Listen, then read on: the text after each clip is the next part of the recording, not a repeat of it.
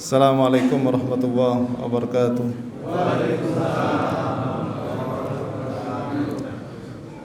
Innal hamdalillah nahmaduhu wa nasta'inuhu wa nastaghfiruhu wa na'udzu billahi min shururi anfusina wa min sayyiati a'malina may yahdihillahu fala mudilla lahu wa may yudlil fala hadiya lahu. Asyhadu an la ilaha illallah wa asyhadu anna Muhammadar Rasulullah. Qala Allah Ta'ala fil Qur'anil Karim. A'udzu billahi minasy syaithanir rajim. Bismillahirrahmanirrahim. Inna anzalnahu fi lailatul qadr. Wama adraka ma lailatul qadr. Lailatul qadri khairum min alfi syahr. Tanazzalul malaikatu war-ruhu fiha bi'idzni rabbihim min kulli amr. Salamun hiya hatta matla'il fajr.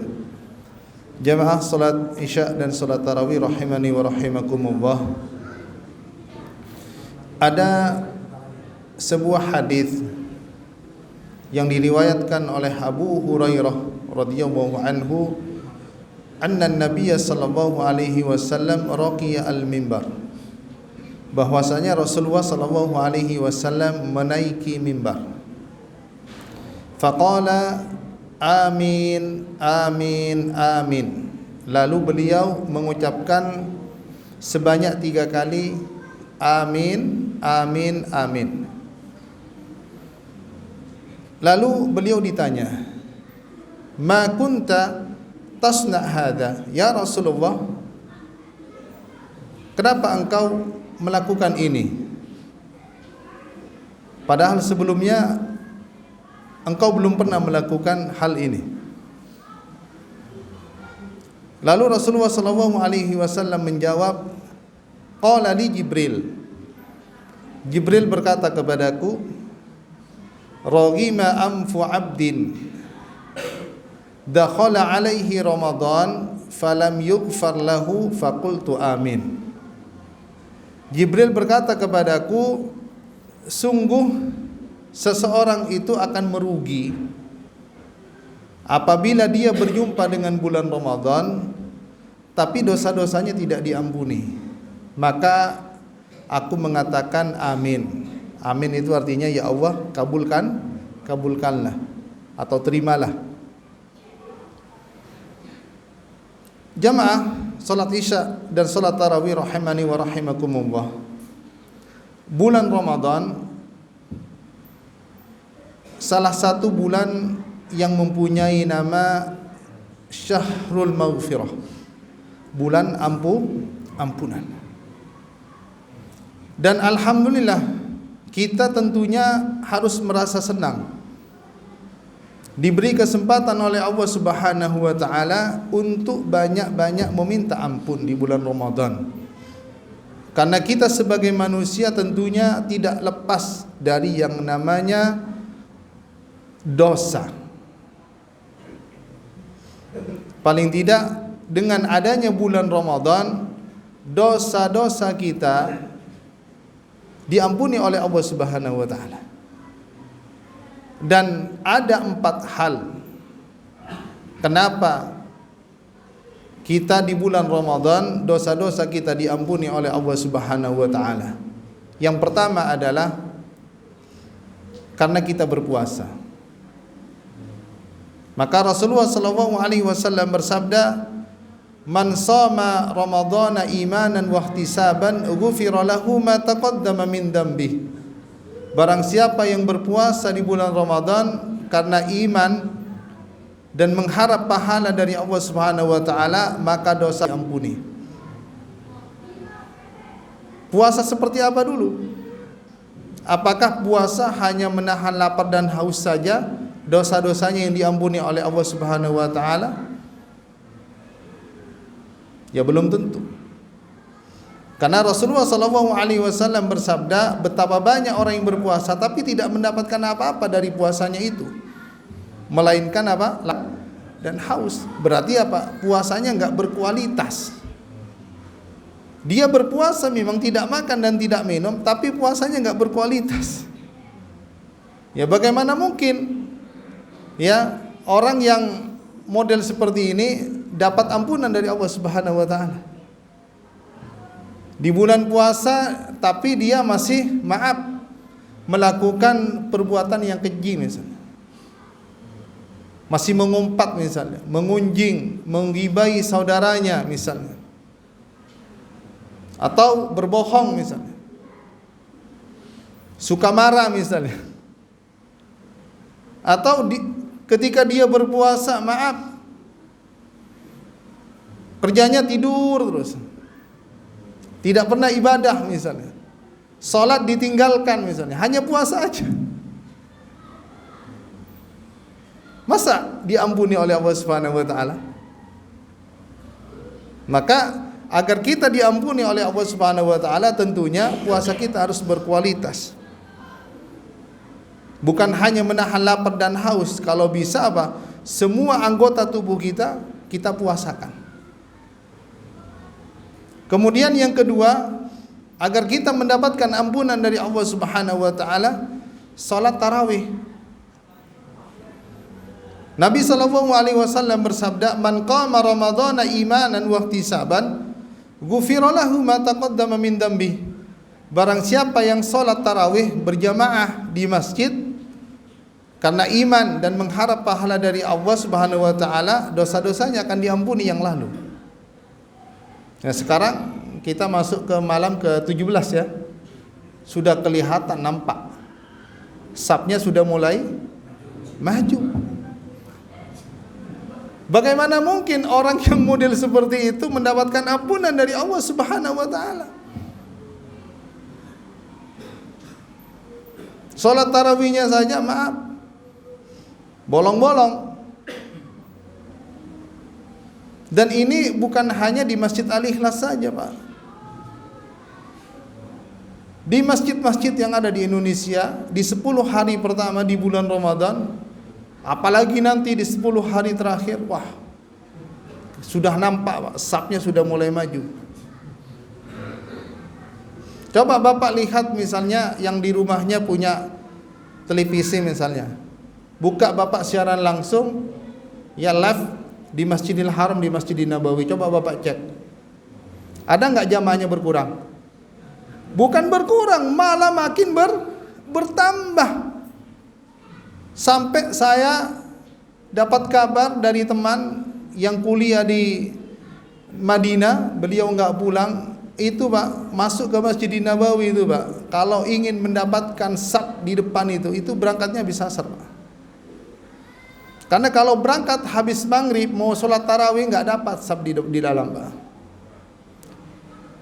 Begitu juga saya dapat teman jamaah yang umroh, dia iktikaf ya di Masjidil Haram, beribadah di sana, tawaf itu melangkahnya susah, Pak. Saking banyaknya. Jadi bukan makin berkurang jamaahnya, justru makin bertambah.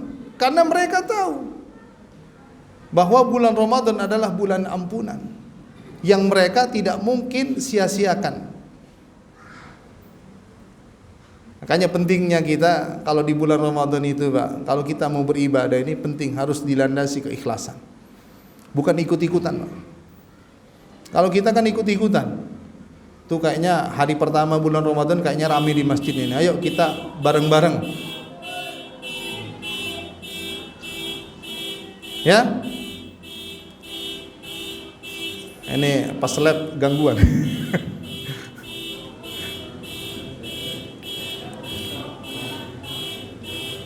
Yang ketiga,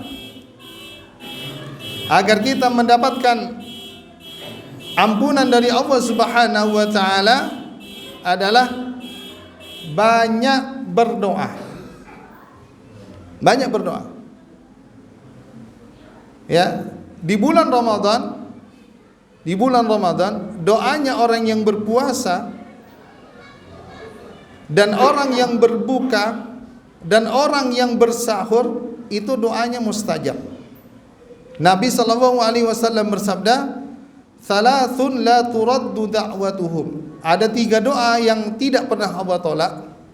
Yang pertama adalah as-shaim hatta yuftir. Doanya orang yang berpuasa sampai dia berbuka. Dan bahkan di dalam Al-Qur'an Allah Subhanahu wa taala berfirman, "Wa bil asharihum yastaghfirun." Dan mereka orang-orang yang beriman itu di waktu sahur mereka banyak beristighfar kepada Allah Subhanahu wa taala. Makanya kalau Bapak di bulan puasa ini jangan pernah melewatkan ya waktu sahur. Kadang ada sebagian dari kita karena malas bangun, sahurnya didahulukan, dimajuin. Udahlah sahur aja sekarang, takutnya nanti nggak bisa bangun, ya kan? Jangan, Pak. Karena waktu di sepertiga malam itu luar biasa. Ada keberkahan. Karena Rasulullah SAW bersabda, "Tasahharu fa inna fis sahuri barakah." Bersahurlah kalian karena di waktu sahur itu ada keberkahan, dan di antara keberkahannya adalah permohonan ampunan kita itu diijabah oleh Allah Subhanahu wa taala. Meskipun Bapak misalnya hanya bersahur pakai air dan kurma, tapi jangan lewatkan itu. Kalau habis bersahur jangan tidur, siap-siap pergi ke masjid. Makanya lebih baiknya kalau bersahur itu diakhirkan. Karena memang waktu sahur itu sebaik-baiknya adalah di waktu akhir, menjelang subuh. Imsak itu masih boleh bersahur, Pak. Jangan salah paham. Ada orang sebagian mengartikan bahwa waktu imsak itu tidak boleh bersahur. Itu hanya peringatan saja bahwa waktu subuh itu sudah dekat, tapi boleh. Ya, banyak-banyak mengucapkan istighfar di waktu sahur itu. Yang terakhir adalah agar kita mendapatkan ampunan, beriktikaf guna mendapatkan malam Lailatul Qadar. Beriktikaf itu maksudnya apa? Berdiam diri di masjid guna mendekatkan diri kepada Allah Subhanahu wa taala dengan bermacam ibadah. Jadi beriktikaf di masjid itu bukan hanya kita salat, bukan. Tapi kita juga bisa membaca Al-Qur'an, bisa berzikir, bisa mengadakan kajian. Pokoknya segala sesuatu yang mendekatkan diri kepada Allah, ini yang harus kita lakukan bagi orang yang beriktikaf. Dan Rasulullah SAW bersabda, bagaimana caranya agar kita mendapatkan malam Lailatul Qadar? Taharraw Lailatul Qadri fil asril awakhir min Ramadan. Carilah malam Lailatul Qadar itu di 10 hari terakhir dari bulan Ramadan. Jangan dipilih-pilih, Pak. Kayaknya ini kalau dilihat dari cuacanya kayaknya malam Lailatul Qadar ini cocok untuk itikaf ini ke masjid. Dipilih. Apalagi di Indonesia ini kelihatan banget. Coba Bapak lihat di 10 hari terakhir di bulan Ramadan, yang paling ramai malam keberapa? Malam ke-27. Padahal Nabi mengatakan apa? Carilah malam Lailatul Qadar itu di 10 hari terakhir, bukan disuruh cari di malam 27. Tentunya kita akan mendapatkan malam Lailatul Qadar itu tergantung dari kesungguhan kita di dalam beriktikaf itu. Makanya disebutkan di dalam sebuah hadis, kana Nabi sallallahu alaihi wasallam idza dakhala al-ashr al-awakhir, apabila Nabi sallallahu alaihi wasallam memasuki 10 hari terakhir di bulan Ramadan, syadda mi'zarahu, ya, mengencangkan ikat pinggangnya. Maksudnya apa? Menjauhi istri-istrinya untuk tidak menggaulinya. Dia beriktikaf di masjid. Wa ahya lailatan, dan menghidupkan malam harinya. Coba, Pak, kalau kita menghidupkan malam harinya atau kita lebih banyak tidur? Ada orang itikaf di masjid baru nyampe langsung tidur, bangun-bangun menjelang subuh. Ada model begitu orang, Pak. Kalau kita jangan begitu. Beriktikaf itu semaksimal mungkin kita jangan tidur di masjid, berusaha. Tidurnya apa? Di siang hari, Pak. Imam Syafi'i itu, Pak, Di bulan Ramadan beliau ini tidak tidur, Pak. Dari awal Ramadan, Pak, di malam harinya. Beliau apa? Fokus ibadah. Makanya di bulan Ramadan ini masjid ini harus dibuka. Harus diberikan fasilitas yang nyaman. Terkhusus di 10 hari terakhir di bulan Ramadan, sediakan kopi, teh. AC kalau bisa belum dingin diservis lagi. Loh, ini penting, Pak. Kalau di kita justru di 10 hari terakhir di bulan Ramadan justru ibadah kita apa? Menurun. Karena apa? Karena kita sibuk persiapan mudik. Mereka beritikafnya bukan di masjid, tapi di mall, belanja. Coba Bapak lihat di 10 hari terakhir di bulan Ramadan, yang ramai bukan masjid tapi mall. Mall penuh. Kita ini bersyukur, Pak, berjumpa dengan bulan Ramadan, karena tidak semua orang itu bisa berjumpa dengan bulan Ramadan, Pak. Dan kita ini sudah berpuluh-puluh tahun kita melewati bulan puasa, bulan Ramadan. Tapi mohon maaf, Pak, ibadah kita biasa-biasa saja. Bahkan tidak ada kemajuan dari ibadah Ramadan tahun yang sebelumnya, dari tahun yang sebelumnya. Seharusnya di bulan Ramadan ini jadikanlah kita apa? Momentum untuk muhasabah diri. Di tahun yang lalu mungkin kita bisa menghatamkan Al-Quran 2 kali. Di bulan Ramadan ini kita harus menghatamkan Al-Quran lebih dari 2 kali, 3 kali, 4 kali, 5 kali.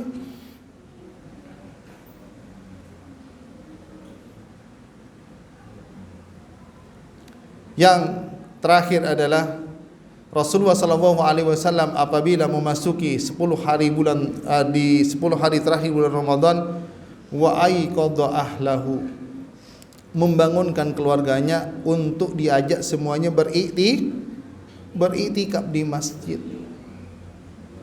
Bapak jangan beriktikaf sendiri, ajak istri Bapak untuk beriktikaf di masjid. Maka berilah fasilitas ibu-ibu itu untuk beriktikaf di masjid.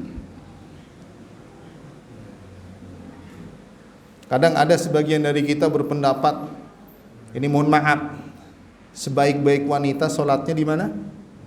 Di rumah. Bagaimana dengan ayat di dalam surat Al-Baqarah? Allah Subhanahu wa taala berfirman, "Wa antum aakifuna fil masajid." Dan kalian itu harus beriktikaf di masjid, bukan di rumah.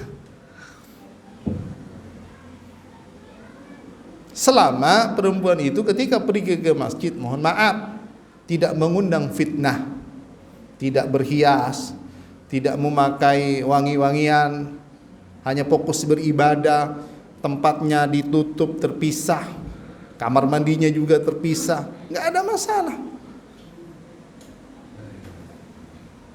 Ya, harus difasilitasin. Insya Allah nanti saya akan meluangkan waktu semalam saja untuk beriktikaf di Masjid Al-Ikhlas.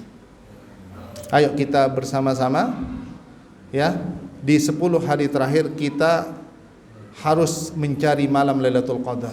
Kenapa, Pak? Kita butuh malam Lailatul Qadar. Karena Allah berfirman, Lailatul Qadri. Banyak yang nggak hafal. Lailatul Qadri khairum min alfi syahr.